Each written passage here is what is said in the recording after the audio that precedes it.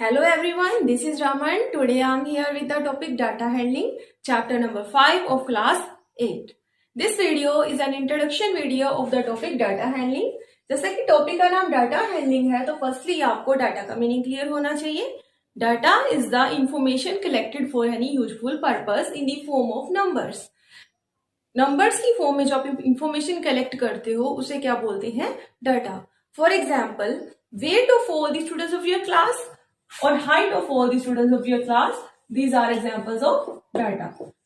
Similarly, there are lot of examples of data.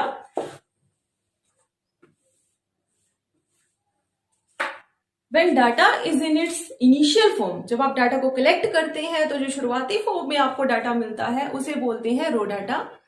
Row data is the initial data. उसे ही अगर हम arrange कर दें तो जो डाटा मिलता है उसे बोलते हैं organised data. Let us discuss this with an example. Suppose I have weight of 5 students.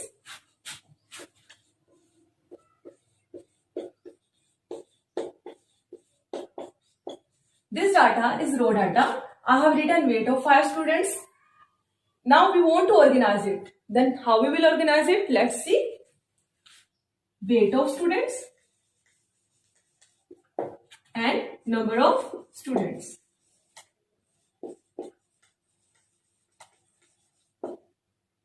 All of these are known as the entries. Here, how many entries we have?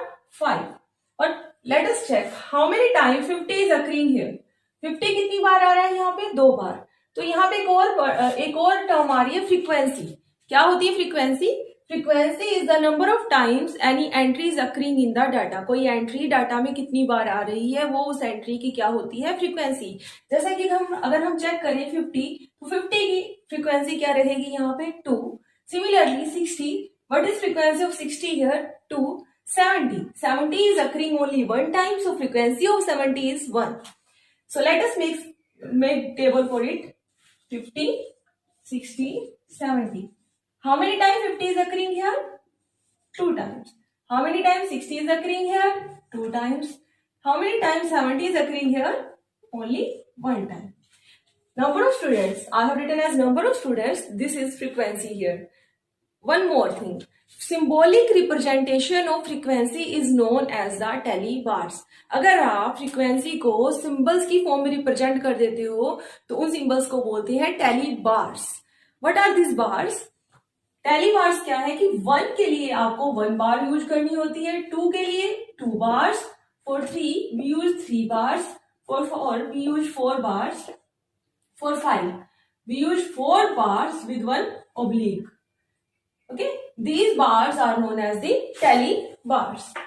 So let us make tally bars here for the given data.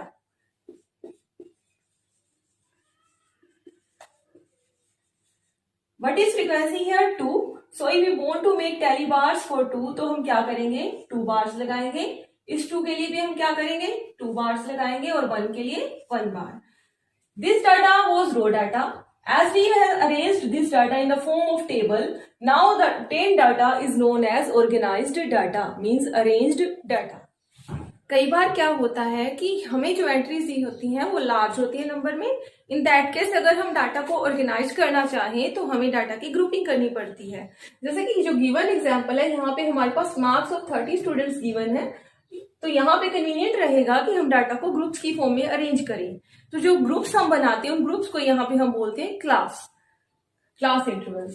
Okay, यहाँ पे आप grouping बनाने के लिए सबसे पहले आप सबसे छोटी एंट्री चेक करेंगे और सबसे बड़ी एंट्री चेक करेंगे. यहाँ पे सबसे छोटी एंट्री है 3 एंड सबसे बड़ी एंट्री है 20. इसी के अकॉर्डिंग हम क्लास इंटरवल्स बनाएंगे.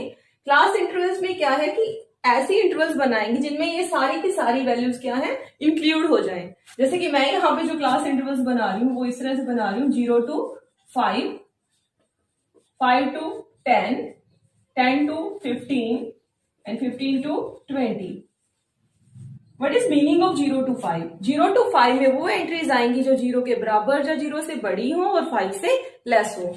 इसी तरीके से 5 to 10, 5 से बड़ी एंट्रीज या 5 के बराबर वाली एंट्रीज और 10 से लेस. तो यहाँ पे हम क्या करेंगे? फ्रीक्वेंसी फाइंड करेंगे. और फ्रीक्वेंसी की अगर हम बात करें, फ्रीक्वेंसी क्या होता है? Number of times any entry occur. तो यहाँ पे हम बात करें तो फ्रीक्वेंसी क्या होगा? Number of students.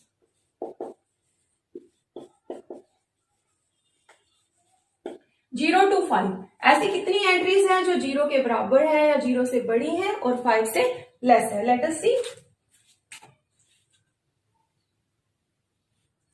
1 2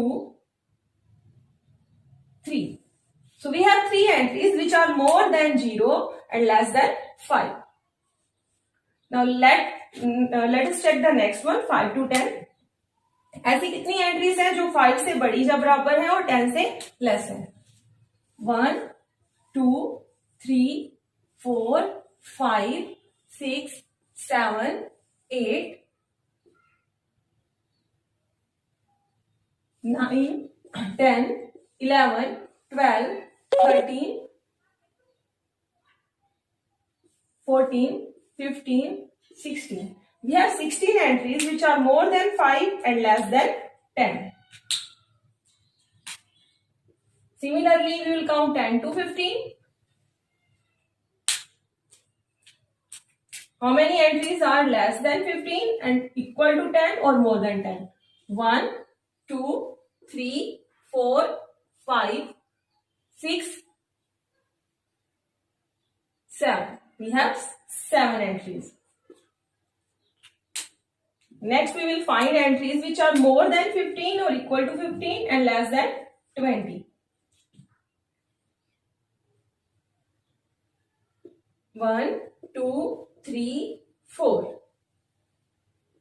So, in this way, we can make grouped table. This table is group table or this data we can say is group data. Till now, we have discussed about data and its types. Now we will discuss about the representation of data. वैसे क्या जरूरत है data को represent करने की? Data को easily understandable बनाने के लिए डाटा को रिप्रेजेंट किया जाता है in the form of bar graph, histograph, pie chart और in the form of pictograph. So here we will discuss all these 4 types. So firstly, let us discuss pictograph with an example. Suppose 4 persons, Suresh, Rajesh, Anil and Sunil have bought erasers from a store. Suresh has bought 4 erasers, Rajesh has bought 3 erasers, and Anil has bought 2 erasers, and Sunil has again bought 2 erasers. We want to represent this data. So if we want to represent this data, we can represent this with the help of pictograph. Pictograph, in pictograph you have to make pictures for the frequency. आपको इस frequency के लिए pictures बनानी होंगी. वो आप पे depend करता है कि आप एक पिक्चर को कितने के बराबर लोगे. यहाँ पे जैसे कि मैं 1 इरेजर इक्वल टू 1 बॉक्स लूंगी. यहाँ पे जैसे कि हमारे पास 4 इरेजर्स है, तो 4 इरेजर्स के लिए आपको कितने बॉक्सेस ड्रॉ करने होंगे? 4.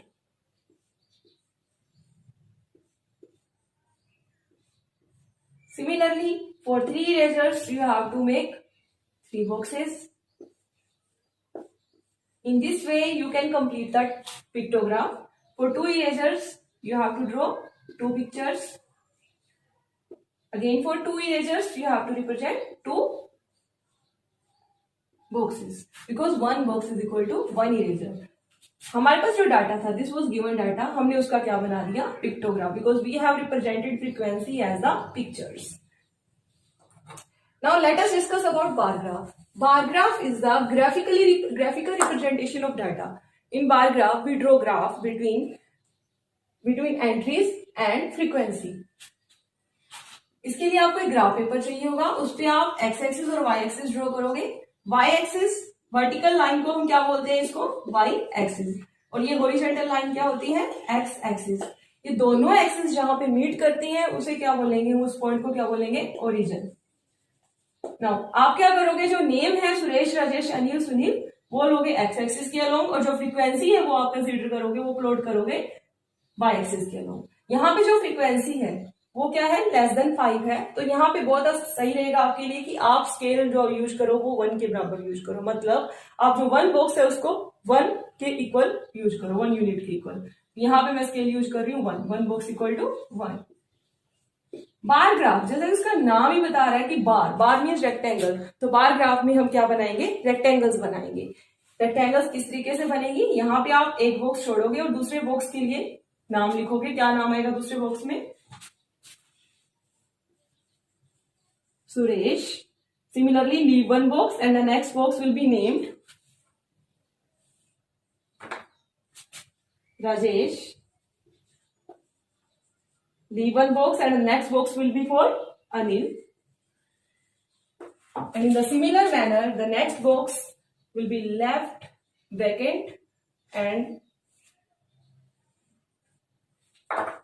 last one will be for Sunil. Now, Suresh, you have to draw a bar or a rectangle for Suresh. Suresh, आप जो बार ड्रॉ करोगे कैसे ड्रॉ करोगे? 4. आप देखोगे कि यहां से आपने जो बार ड्रॉ करनी है वो कहां तक जाए? 4 तक. You will use scale. I am drawing with rough hand but you have to draw with the help of scale and pencil.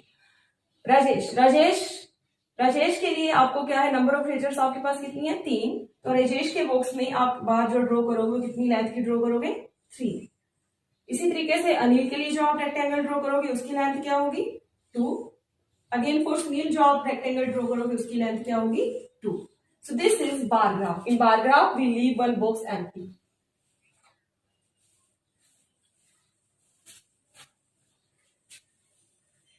जैसे कि हम बार ग्राफ ड्रॉ करते हैं वैसे इन द सिमिलर मैनर हम ड्रॉ करते हैं हिस्टोग्राम. हिस्टोग्राम को भी ग्राफ पे ड्रॉ किया जाता है, उसमें भी रेक्टेंगल्स ड्रॉ की जाती हैं, लेकिन हिस्टोग्राम को हम grouped data के लिए यूज करते हैं. I am writing an example and let us discuss now histogram.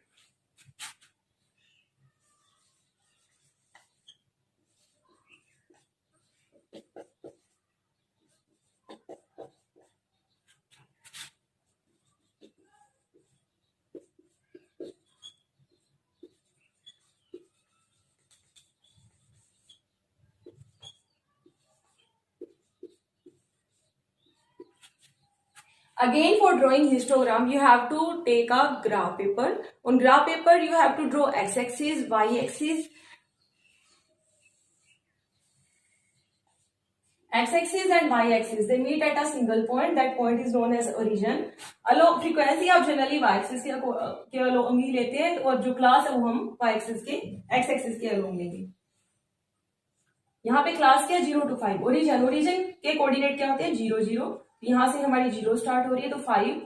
Next will be 5 to 10. सो यहाँ पे हम क्या लेंगे? 10. नेक्स्ट क्या है? 10 to 15. तो यहाँ हम लेंगे यहाँ पे 15 and 20. ओके. नाउ फ्रीक्वेंसी क्या है? 10 से लेस है. So it is on us that हम क्या है? वन बॉक्स को वन, यहाँ पे जो हम स्केल यूज करेंगे क्या यूज करेंगे? 1. मतलब 1 box is equal to 1. Again, as I have said, we have to draw bars, means we have to draw rectangles. But यहाँ पे जो हम rectangles draw करेंगे वो वन बॉक्स छोड़ के नहीं करेंगे. क्यों? क्योंकि यहाँ पे देखो क्लास 0 to 5 के लिए फ्रीक्वेंसी क्या है? 3. अगर आप देखोगे क्लास 0 यहाँ से शुरू हो रही है, 0 से 5 वाली क्लास यहाँ से शुरू होकर यहाँ पे खत्म हो रही है, तो यहाँ पे आपको जो फ्रीक्वेंसी जो रेक्टेंगल ड्रॉ करनी है वो यहाँ इसी बॉक्स में ड्रॉ करनी है. सिमिलरली 5 to 10 के लिए आपको क्या रेक्टेंगल ड्रॉ करनी है? कहां तक ड्रॉ करनी है? 2 लेंथ की रेक्टेंगल. 10 to 15 के लिए जो रेक्टेंगल ड्रॉ करनी है उसकी लेंथ क्या है? 1 length. 15 to 20 2 length. So this was all about histogram. Now next one is pie chart. Pie chart is circular representation of data. We will discuss about it later. Thank you.